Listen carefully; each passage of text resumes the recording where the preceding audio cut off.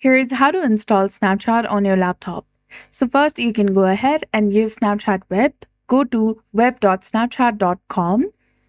Log into your specific account using your username and password. Otherwise, you'll see a download icon in the top right corner and you can directly go ahead and select it to download it on your device.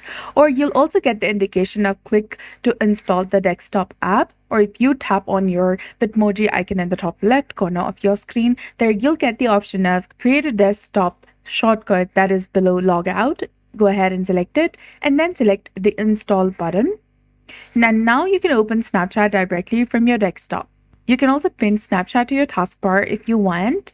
And another thing you can do is you can open Microsoft Store on your device, search for Store or Microsoft Store, and once it is launched, go ahead and tap on this search icon in the top, then search for Snapchat application. Once you find it, select it, and you'll get the install button, which is highlighted in blue color.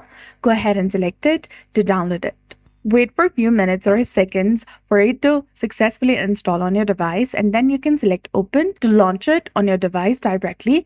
And then you can log into your specific account using your username or email address and your password, and you can start using Snapchat directly.